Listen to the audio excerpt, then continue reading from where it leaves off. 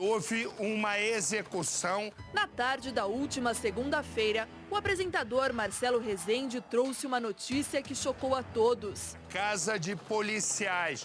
Essa é a informação conforme nós formos nos aprofundando, tendo mais detalhes.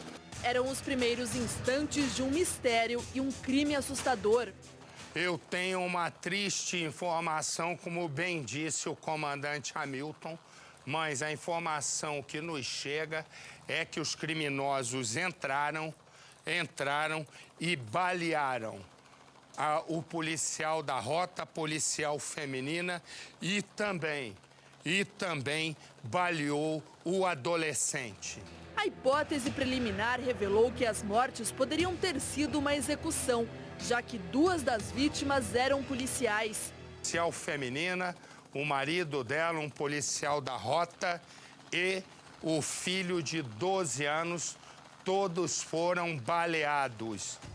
Durante toda a programação da TV Record, especialistas em segurança deram o parecer sobre o caso. Olha, o menino, ele era canhoto, o disparo foi feito realmente do lado esquerdo da cabeça dele. Segundo o perito que apurou e segundo o perito que os peritos que aqui estiveram, tem indícios de um suicídio. É possível sim um adolescente, um ser humano, independente da idade, praticar tais atos. Focando no adolescente, é possível. Vingança ou tragédia em família? Por enquanto, a linha de investigações segue várias hipóteses. Mas, se for um crime encomendado, vale lembrar que, de acordo com as secretarias estaduais de segurança, a cada 30 horas, um policial é executado no Brasil. Em 2012, cerca de 100 policiais foram assassinados só em São Paulo. Uma publicação do jornal The New York Times atesta que estes números seriam reflexos dos baixos salários. De acordo com a publicação norte-americana, os PMs são forçados a viver em comunidades próximas a membros de facções criminosas. O policial hoje ele é um fugitivo, ele vive escondido. Porque se ele aparecer, ele está na alça de mira do bandido. O bandido está me ameaçando, queria me matar. Depois dos primeiros indícios, o programa Cidade Alerta fez novas revelações. Ao vivo, Marcelo Rezende conversou com investigadores que deram detalhes sobre a tragédia. Relatamos mais ou menos o que tinha acontecido e fizemos um esboço do cenário que encontramos e tínhamos uma suspeita que o garoto havia praticado suicídio. A primeira coisa que ele perguntou, ele disse o seguinte: em que lado que foi o disparo? Aí um perito que estava ao meu lado, ele falou, foi do lado esquerdo. Aí ele falou, então confirma mesmo, porque o meu sobrinho era canhoto como eu. A imagem que o senhor tem do menino, de uma pessoa saindo das 6h15 do carro, ela é uma imagem nítida que é o menino ou é uma imagem que vai ter que fazer parâmetros de aproximação técnicos, periciais, para se dizer se sim ou não? Por favor, doutor Itagiba. Não, Marcelo, plenamente reconhecido, porque justamente ele deixa o carro, questão de uns 50 metros, sai do carro, atravessa a rua com a sua mochila, vem em direção à câmera e passa lentamente em direção à escola.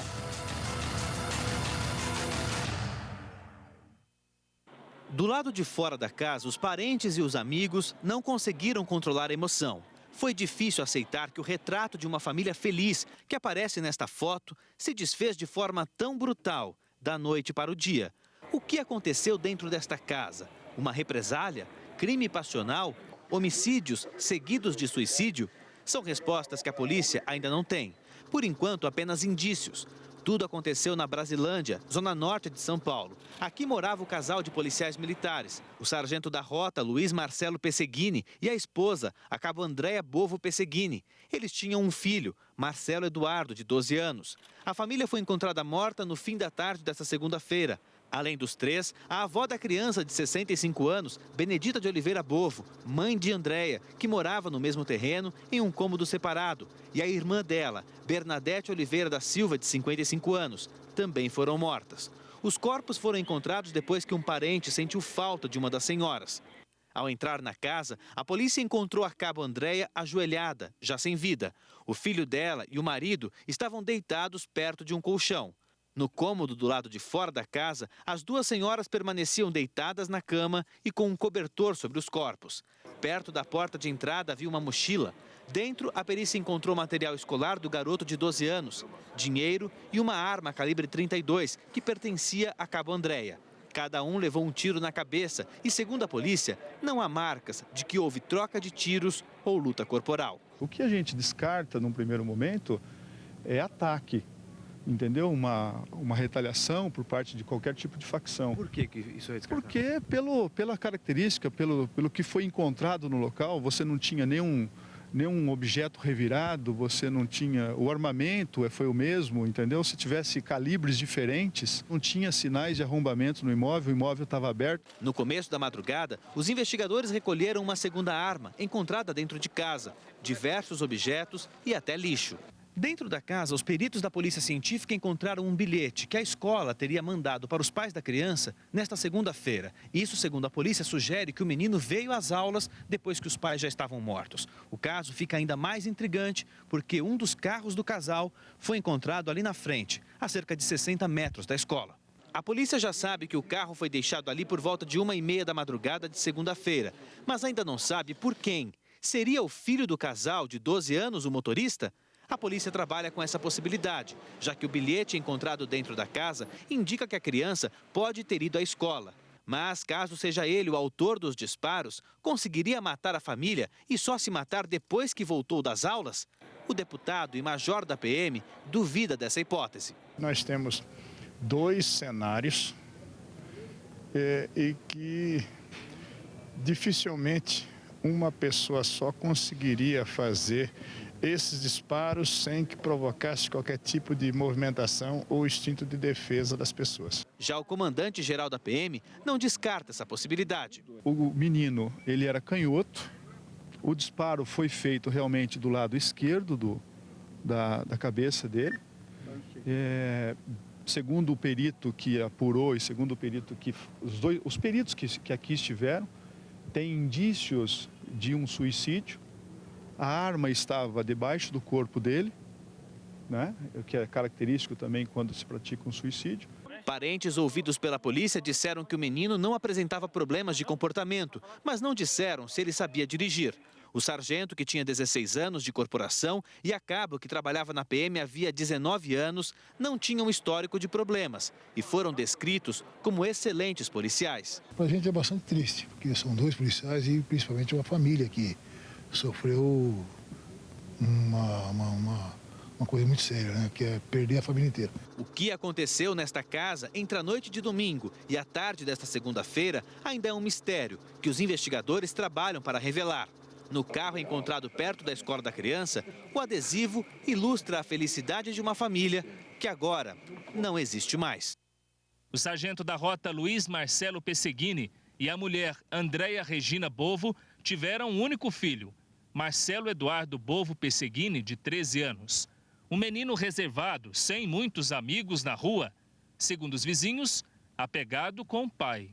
Pai e filho eram apegados. Muito pegados. E a avó, né? Que só ele. A avó gostava muito dele, brincava assim, direto assim, jogando bola aí na garagem. Que falava assim, não tem outra criança, né, para brincar com ele. É a avó que brincava com ele. A sogra do sargento, Benedita de Oliveira Bovo, de 67 anos, era uma idosa querida no bairro, prestativa e que gostava de ajudar as pessoas. Estava com uma irmã em casa no dia do ataque, também foi morta.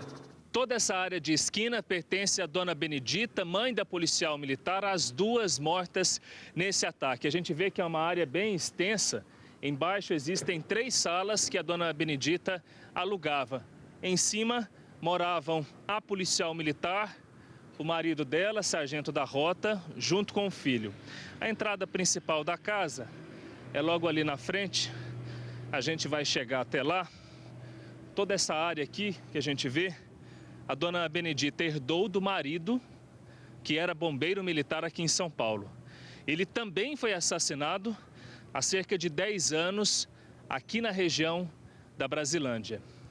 Aqui está o portão principal da casa, que dá acesso à residência da dona Benedita, bem aqui em frente. Por aqui também o sargento da rota e a mulher e o filho tinham acesso à casa deles, que fica logo ali na frente.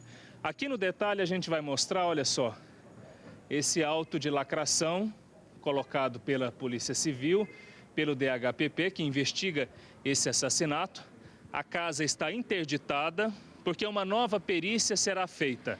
Até que os peritos apareçam aqui, ninguém pode entrar no local. Uma informação curiosa que a gente observou foi isso aqui, ó, no portão da casa do policial, raspado no portão a palavra abuso. E logo embaixo, 157, que é o artigo que indica roubo, assalto à mão armada. A família tinha vários policiais militares. Além do marido da idosa, o irmão da PM é tenente em Rio Claro, no interior do estado. E os irmãos do policial da rota também são militares. Uma profissional exemplar, ela muito dedicada ao serviço, tinha um problema crônico na coluna, mas mesmo assim isso não impedia ela de desempenhar todas as tarefas como qualquer outro policial. Estava afastado do policiamento de rua já há algum tempo, mas internamente no serviço administrativo não tinha nenhuma mácula, era só até os problemas pessoais que ela tinha com o filho, nem isso atrapalhava a moral dela. Andréia Bovo estava na Polícia Militar há quase 17 anos, o marido há 20. Em 2010, ela foi promovida a cabo, trabalhou na ronda escolar até ser afastada para fazer cirurgia na coluna. Ela e o sargento da rota se casaram há 15 anos. Se conheceram na Polícia Militar. A maior preocupação do casal de policiais era com a saúde do filho, que fazia tratamento de uma doença degenerativa. Os medicamentos dele eram importados dos Estados Unidos. Marcelo estava no 8º ano do ensino fundamental de uma escola particular na zona norte da cidade, onde ele esteve na manhã desta segunda-feira, no horário em que a família já estava morta. Marcelo era um menino especial para a família. Logo que nasceu, os médicos disseram que ele tinha fibrose cística, uma doença que ataca o pulmão. Por isso, viveria somente até os 4 anos de idade. Sobreviveu até os 13. A saída dos corpos do IML Central de São Paulo foi marcada por muita emoção, até de quem não conhecia a família. Uma cena de provocar nó na garganta. Terceiro carro. Agora a gente está vendo o quarto, é o caixão menor.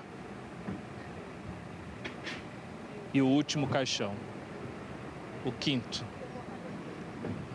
Comboio, lá na rua, 5 veículos saindo agora para o cemitério. Os parentes que foram até o Instituto Médico Legal para liberar os corpos preferiram não gravar entrevista. Choravam o tempo todo ao lembrar do fim da família tão amada por eles. Os vizinhos estão em choque. Não entendem por que alguém mataria a família que mora no bairro há mais de 30 anos. Foi um choque grande que pegou a gente desprevenido, né? Porque o vizinho era gente boa, né? Conhecia há muito tempo.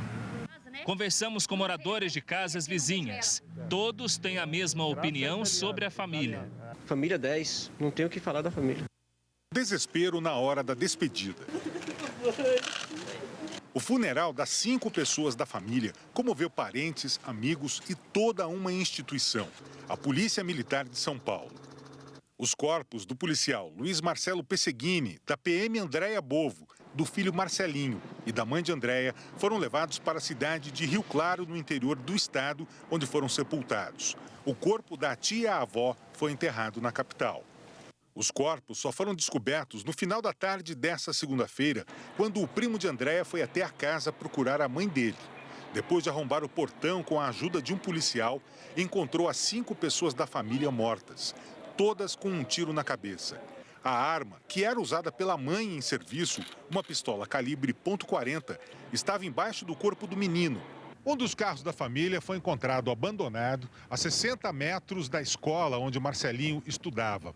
Segundo a polícia, imagens de câmeras de segurança aqui da rua indicam que foi o próprio menino quem veio dirigindo até aqui, frequentou as aulas e depois voltou para casa, que fica a 5 quilômetros, de carona com o pai de um colega. Com base nas evidências conseguidas até agora, a polícia acredita que foi mesmo o menino que matou a família e cometeu suicídio depois. Marcelo teria matado o pai, a mãe, a tia e a avó na noite de domingo ou já na madrugada de segunda-feira. À 1h15 da manhã de segunda, o carro da família é gravado estacionando próximo à escola de Marcelo. Às 6h23, Marcelinho desce do carro e segue em direção à escola. Por volta do meio-dia, pega carona com o pai de um colega. Volta para casa e se mata em seguida com a mesma arma usada nos 4 assassinatos. O Jornal da Record conseguiu as imagens que estão sendo analisadas pela polícia. Elas mostram o carro estacionado a 1h20 da manhã. Mais de 5 horas depois, às 6h23, Marcelo desce do carro, atravessa a rua e passa caminhando bem em frente à câmera em direção à escola. O delegado Itagiba Franco afirmou que o exame de pólvora feito nas mãos do menino deu negativo.